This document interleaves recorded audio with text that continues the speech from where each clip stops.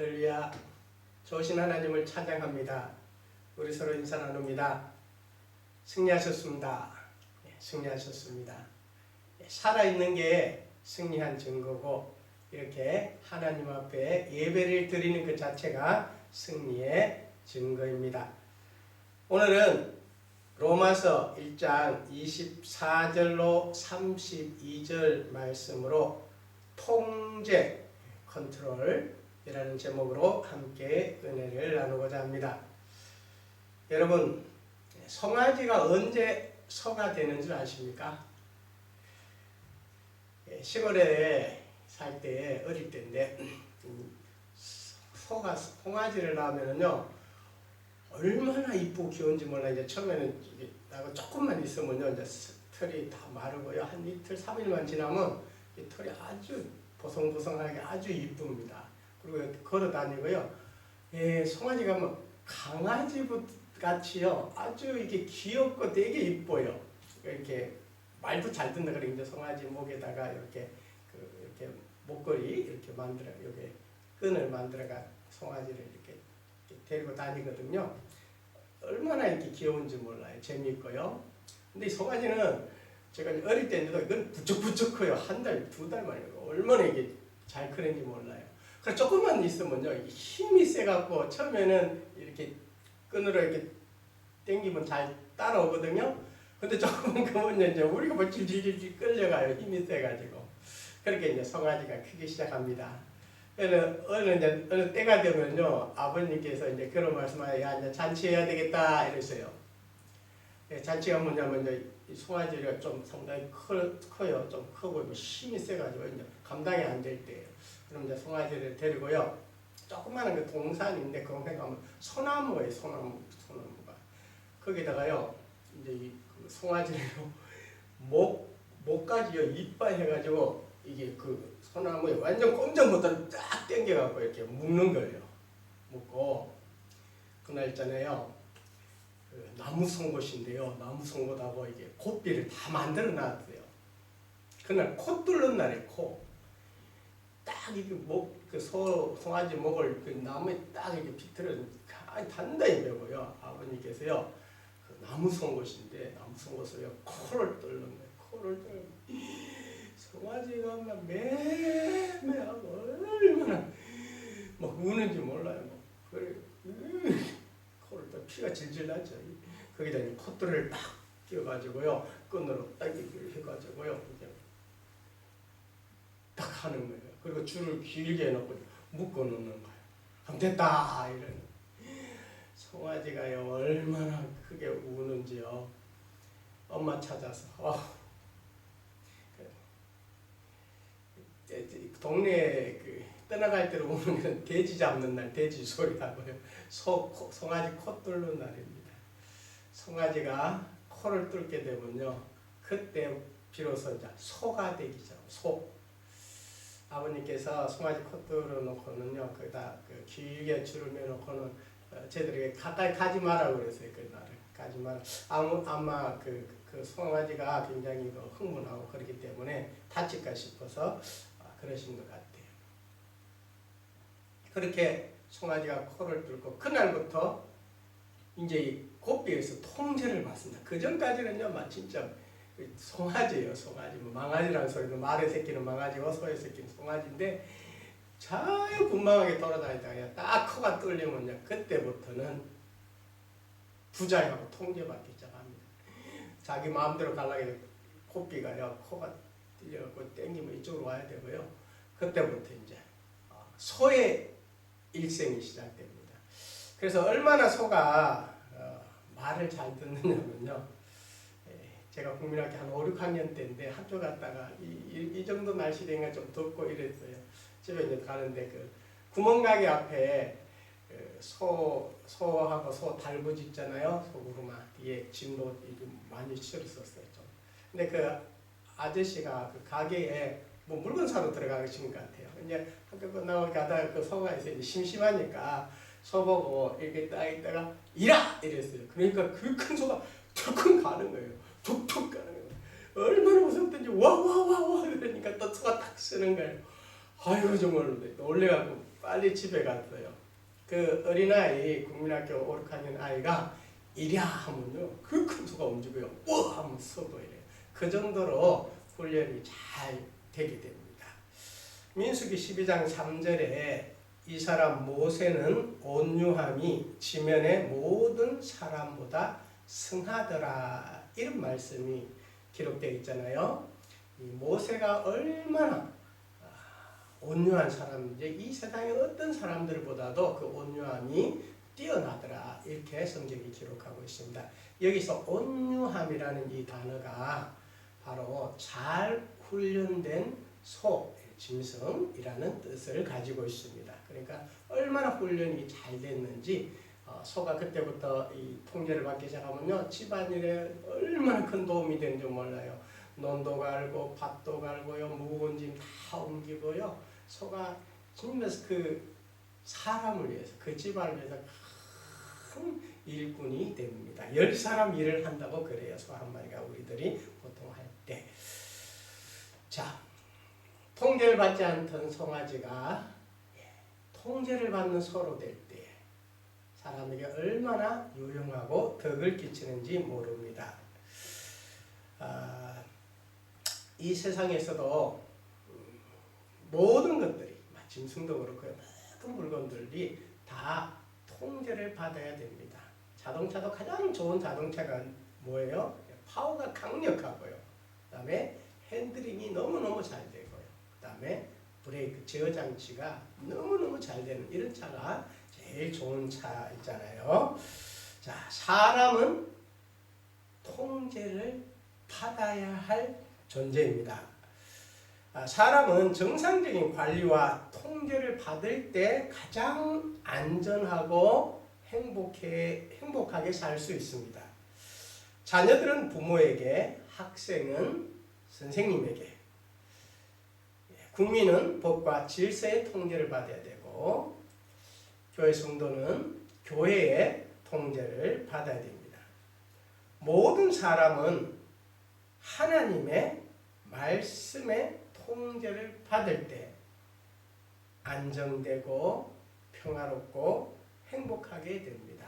마치 양이 목자의 통제를 받는 것과 같습니다. 그래서 시편 23편 1절에는 여호와는 나의 목자시니 내가 부족함이 없으리로다 이렇게 말씀하잖아요.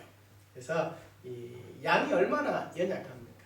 그러나 이 양이 목자의 관리, 통제하에 있을 때는 가장 안전하고 평화롭고 행복하게 살게 되는 것입니다. 그런데 사람은, 짐승도 그렇습니다만 사람은 근본적으로 통제받기를 싫어합니다. 그래서 사람에게 필요한 것이 교육과 훈련이 필요합니다. 군대에 가면요, 가장 먼저 하는 게 이제 훈련입니다. 훈련을 보통 3개월, 6주, 3개월 이렇게 훈련을 시켜야 군인이 되잖아요. 훈련을 시키는데, 그리고 군대에서 1년에 몇 번씩 훈련 기간이 있습니다. 그때 교관들이 항상 하는 말이 있습니다. 훈련에서 땀 한 방울은 실전에서 피 한 방울이다. 훈련에서 땀 흘리기 싫어하면은 나중에 실전에 전쟁이 일어났을 때는 피 흘려 죽게 된다. 그러니까 열심히 땀 흘리며 훈련받는 것이 살길이라고 훈련과 교육을 시킵니다. 우리 사람들도 하나님께서 우리들에게 훈련을 시키시고 또 교육을 시키시고 또 통제를 받게 하십니다. 무엇으로요? 하나님의 말씀으로. 근데 이제 지난주는 모든 사람은 하나님께서 하나님을 알 만한 것을 이 세상에 다 두셨다. 그래서 핑계하지 못한다고 하나님께서 말씀하셨습니다. 그럼에도 불구하고 사람이 하나님의 통제를 받기 싫어합니다. 자, 그러면은 하나님의 통제를 받지 않으면 어떻게 되느냐 하니까 오늘 24절부터 27절 다시 한번 읽겠습니다. 24절부터 27절. 그러므로 하나님께서 그들을 마음의 정욕대로 더러움에 내버려 두사 그들의 몸을 서로 욕되게 하게 하셨으니 이는 그들이 하나님의 진리를 거짓 것으로 바꾸어 피조물을 조물주보다 더 경배하고 섬김이라. 주는 곧 영원히 찬송할 이시리로다. 아멘. 이 때문에 하나님께서 그들을 부끄러운 욕심에 내버려 두셨으니 곧 그들의 여자들도 순리대로 쓸 것을 바꾸어 영리로 쓰며 그와 같이 남자들도 순리대로 여자 쓰기를 버리고 서로 향하여 음욕이 불릴 듯하며 남자가 남자와 더불어 부끄러운 일을 행하여 그들의 그릇 때문에 상당한 보응을 그들 자신이 받았느니라. 아멘. 하나님께서 말씀으로 딱 통제를 하는데 이 통제를 받지 않으면 첫 번째로 어떤 현상이 일어나냐면 우상 숭배하게 됩니다. 사람은 영적인 존재이기 때문에 하나님을 찾게 되어 있습니다. 그래서 하나님을 만나서 하나님을 잘 섬기면은 그 모든 것이 형통하게 되잖아요.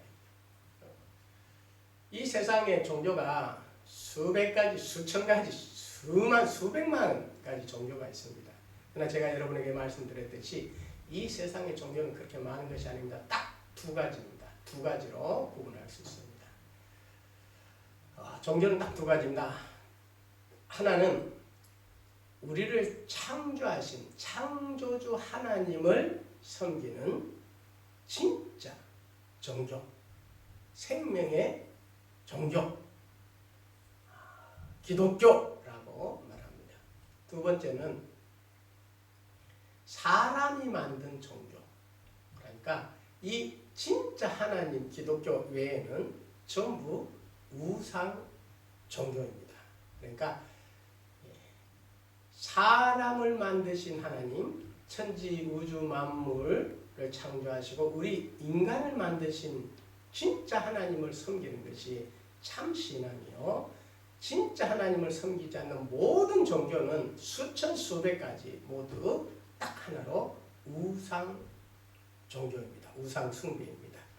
자, 하나님을 섬기기를 싫어하면은 우상 숭배하게 되고 사탄의 노예가 됩니다. 사탄의 노예가 되면 자유와 평안과 행복을 잃어버리고 결국은 멸망하게 됩니다.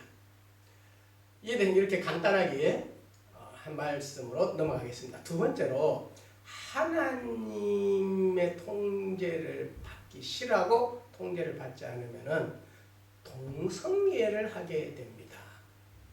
요즘 세계 여러 나라에서 소수 인권 보호 또는 차별 금지법이라는 미명하에 동성애를 옹호하고 동성애 결혼 등을 조장하는 경향이 있는데 동성애는 하나님을 떠난 사람들에게 내려지는 형벌, 재앙이라는 사실을 모르고 있는 것 같습니다.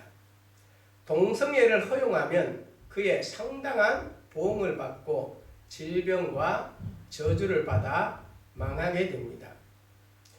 창세기 19장에 나오는 소돔과 고모라의 멸망사건이 그 증거입니다. 영어로는 소돔이라고 하잖아. 소돔이. 영어로 소돔이를 찾아보면요. 동성애, 남세, 학문성교 있잖아요. 레즈비언, 수간 이런 뜻이 다 들어있습니다. 소돔이 속에. 소돔과 고모라의 죄를 다 이 단어 하나에 넣은 것 같습니다. 그래서 소돔이라면은 그런 뜻이 다 나옵니다.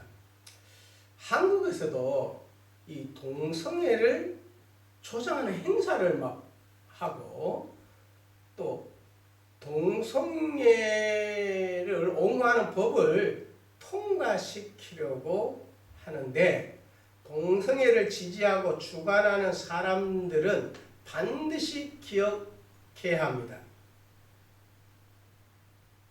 그들이 그렇게 함으로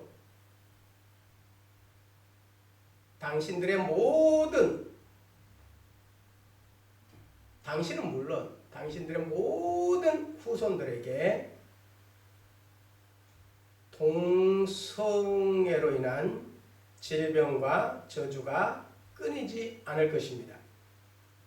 만약 법관들, 특히 대법관들이나 헌법재판관들이 동성애 보호라는 명목으로 차별금지법 속에 넣어 통과시키게 되면 당신은 물론이고 당신들의 자자손손에게 동성애의 질병과 형벌과 저주가 끊어지지 않을 것입니다. 사람들의 여론이나 압력이나 눈치를 보지 말고 정의와 법과 양심에 따라 냉철하게 판단해야 함을 경고드립니다.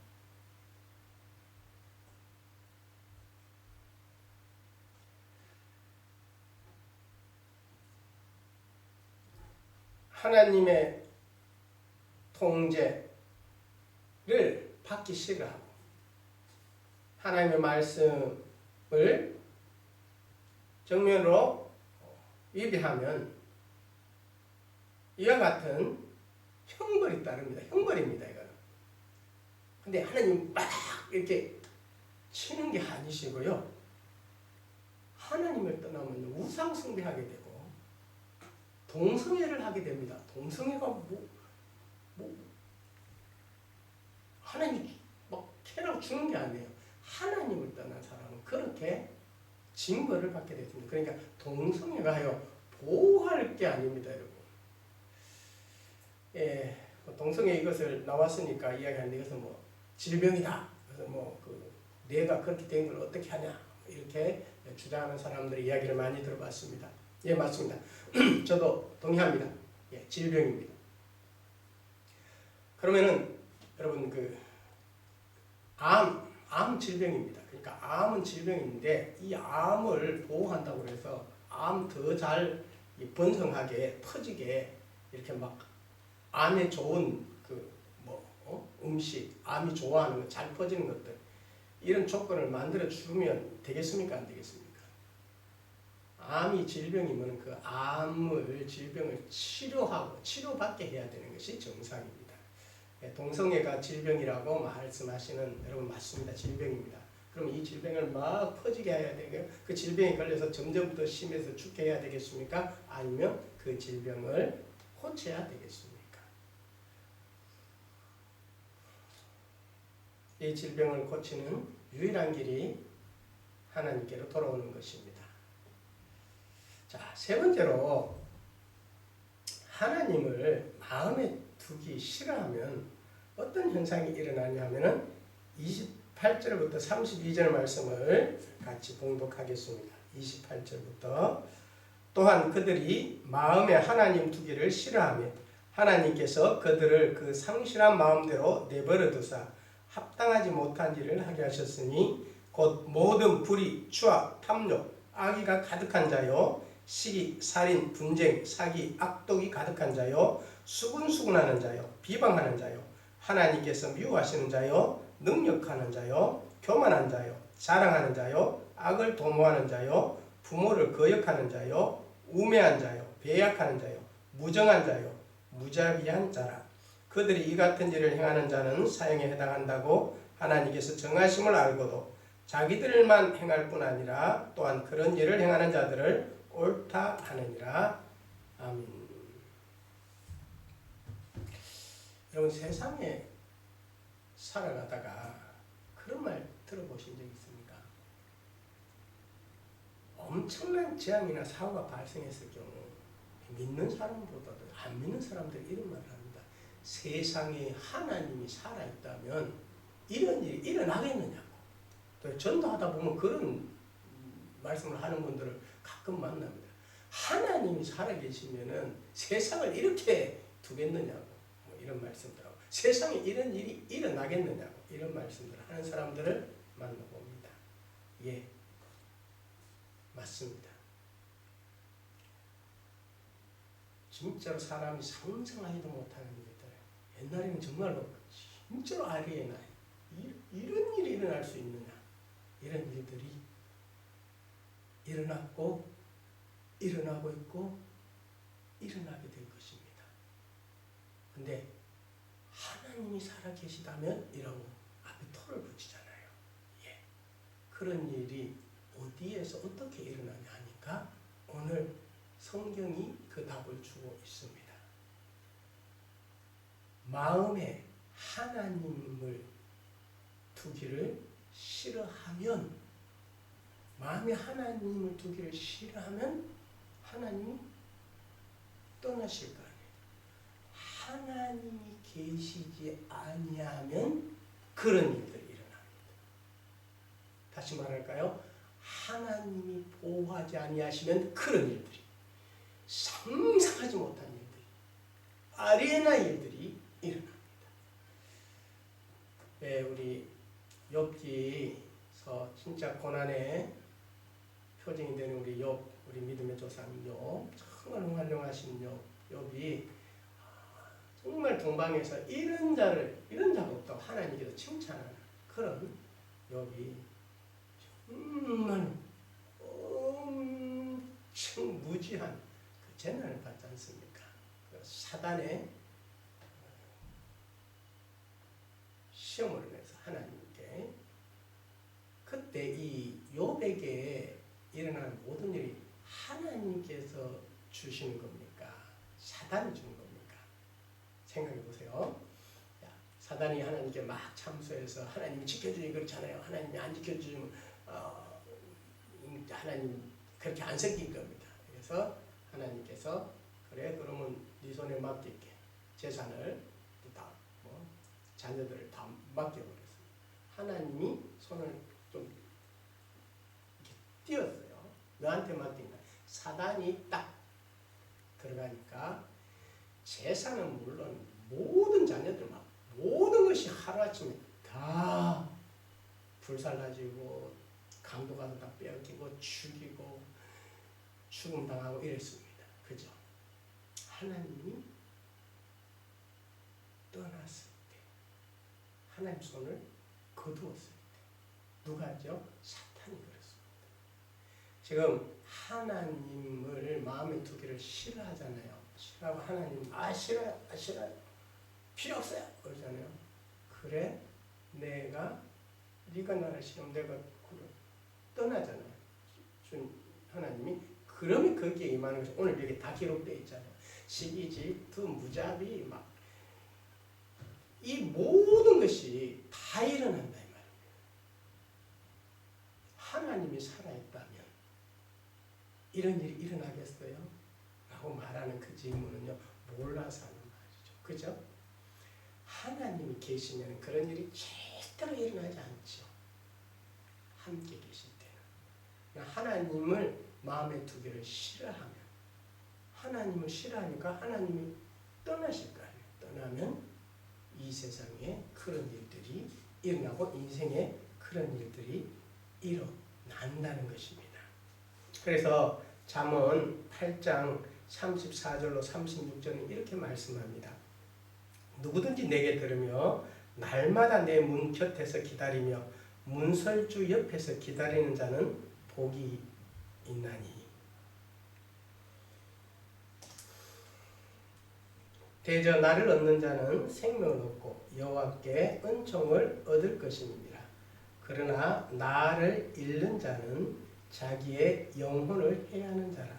무릇 나를 미워하는 자는 사망을 사랑하느니라. 사랑하는 성도 여러분, 하나님이 함께 있을 때, 하나님의 통제를 우리가 받을 때 가장 안정되고 평화하고 행복한 것입니다. 하나님을 싫어하고 하나님을 미워하는 것은 뭐라고요? 사망을 사랑하는 것입니다. 이렇게 말씀하고 있습니다. 그래서 지혜자는 말합니다. 명철한 자에게는 그 명철이 생명의 샘이 되거니와 미련한 자에게는 그 미련한 것이 징계가 되느니라. 우리가 이 하나님의 말씀을 아는 것이 지혜입니다. 하나님을 경외하는 것이 지혜입니다. 그 지혜 자체가 축복이라는 말이에요. 근데 하나님을 미워하는 것이 그 자체가 저주고 사망을 사랑하는 것입니다. 그래서 오늘 하나님께서 우리에게 말씀합니다. 사람은요, 통제받아야 할 존재입니다. 근데 사람의 속에는 뭐라고 해요? 통제받기를 싫어한다니까요. 그런데 정상적인 통제, 사랑의 통제, 하나님의 말씀의 통제를 받는 사람은 복 있는 사람입니다. 하나님 어떻게 통제하십니까? 하나님의 말씀으로 통제하시고 교회를 통해서 통제하시고 주의 종을 통해서 통제하시고 때때로는 부모님을 통해서 선생님을 통해서 우리들을 잘 통제해 주십니다. 컨트롤 해 주십니다. 이 통제를 잘 받는 사람들은 복 있는 사람이요 승리하는 사람들입니다. 근데 하나님의 통제를 받기를 싫어 하나님을 미워하는 자, 사탄은 우상 숭배하게 되고, 그리고 우리가 제일 하나님 가진 여기는 동생애 같은 이런 것을 막 하자고 지금 뭐 난리를 지깁니다. 누가 하는 짓인가를 오늘 성경은 우리들에게 가르쳐주고 있습니다. 그리고 하나님의 마음을 두기를 싫어하면 상상하지 못한 일들이 일어납니다. 사랑하는 성도 여러분, 여러분 하나님을 사랑하는 것이 지혜입니다. 하나님 섬기는 것이 귀찮습니까? 큰일 났죠. 그럼 교회 가는 게 귀찮으세요? 정말 무서운 것입니다. 성도들을 만나는 게 귀찮으세요? 목사님 만나는 게 귀찮으세요?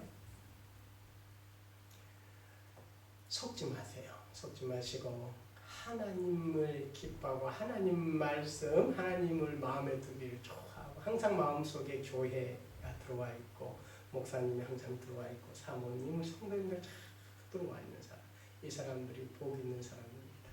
여러분과 저는 일평생 하나님을 나의 목자로 살면서 하나님의 관리를 받고 사는 사람들입니다. 그 사람이 제일 복 있는 사람입니다. 여러분 따라하십시오. 나는 하나님의 통제가 필요합니다. 나는 하나님의 통제가 필요합니다. 한번 따라하시죠. 나는 부모님의 통제가 필요합니다. 나는 부모님의 통제가 필요합니다. 그리고 나는 선생님의 통제도 필요합니다. 나는 선생님의 통제도 필요합니다. 정당한 통제를 받으며 일평생 영원토록 행복하고 승리하시기를 예수님의 이름으로 축원합니다. 기도하겠습니다. 살아계신 우리 하나님 감사, 찬송, 영광을 돌립니다. 사람이 사람을 모를 때가 많습니다. 오늘 하나님께서 우리 사람을 알게 해주셔서 감사합니다. 사람은 통제가 필요한 존재라고 오늘 하나님께서 말씀하셨습니다. 마치 양이 목자의 관리와 통제가 필요하듯이 우리는 하나님의 말씀의 통제가 필요하고 하나님의 교회의 통제가 필요하며 주의 종의 통제가 필요합니다. 하나님 또한 가정에서는 부모의 통제를, 학교에서는 선생님의 통제를, 사회에서는 또 우리 사회적인 통제를, 법과 질서의 통제를 기쁘게 받으며 그것을 잘 지켜나가는, 주 안에서 지켜나가는 저희들이 되겠습니다. 감사합니다. 우리를 통제하시는 하나님께 모든 영광과 감사를 돌렸고 예수님의 이름으로 기도합니다. 아멘. 우리 하나님께 영광의 목소리를 돌리겠습니다. 우리 서로 인사 나누십시다. 우리 하나님의 통제, 말씀의 통제를 잘 받으십시다. 우리 하나님의 통제, 말씀의 통제를 잘 받으십시다. 아멘. 승리하셨습니다.